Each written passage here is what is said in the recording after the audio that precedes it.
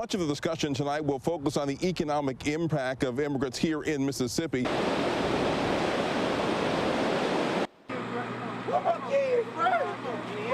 I am getting ready to begin the descent. And we're going to walk through this orange carpet. It's almost like a red carpet for tonight. Teams are warming up here out at Madison Central, and we're going to get you highlights of this one and post-game. It is a little chilly out here, so I got to say, if you are headed down to the Canton Christmas Parade, you'll need to bundle up.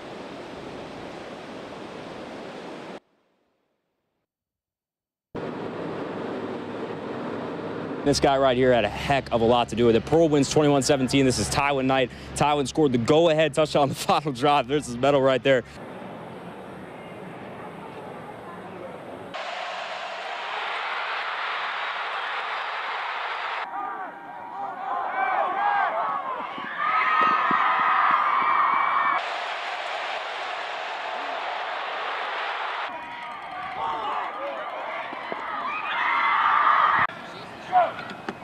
Come on, Fred! Come on! This is the granddaddy of them all. This is the 200-yard suspect pursuit course.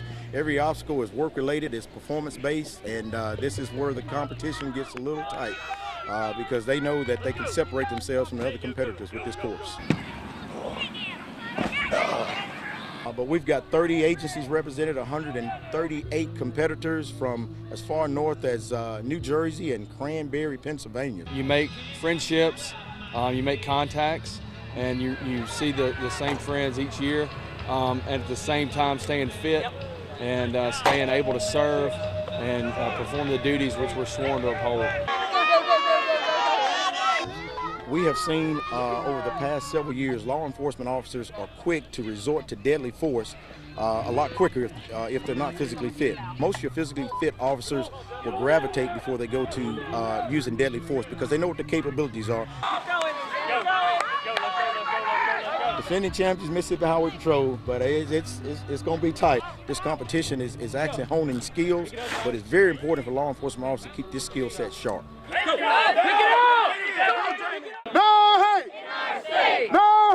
With their signs and voices raised, these protesters let everyone on High Street know how they really feel about President Donald Trump. He does not represent civil rights. He represents racism, he represents misogyny, he represents xenophobia, and to bring him here is a slap in the face. Mississippi has a very long and complex history of civil rights issues, and a president that complains about people protesting at the NFL and basically says that white supremacists are just as bad as people that are protesting them should not be present at the Museum of Civil Rights. Many have called the protests sad and disrespectful, arguing that having a sitting president visit the state is an honor regardless of political stance. These protesters do not agree. I would say that normally that would be true, but he's not a normal president, and we need to not normalize him and continue to protest him and his horrible administration. Am I an American? I've served the military 38 years, and to have a president that do the thing they do, that's just unacceptable. I'm really disheartened at the governor. The governor knew better than me. It's a time for everything, and to open up the Civil Rights Museum to bring him in under these conditions, that wasn't the right thing to do. Holy cow. Those were the first words that came out of John Dowdy's mouth when he saw this. Probably the most significant and sophisticated grow that we have seen in the state of Mississippi ever. Thousands and thousands of weed plants found inside a wooded area just outside of Prentiss. This is very similar to the cartel grows that we see out west. Dowdy says his office got a tip about a possible marijuana operation in Jefferson Davis County. They spotted the stash from the sky and then moved in. These are just some of the many marijuana plants that we're seeing out here. MBN Director John Dowdy says that this entire operation, street value, would cost about $10 million.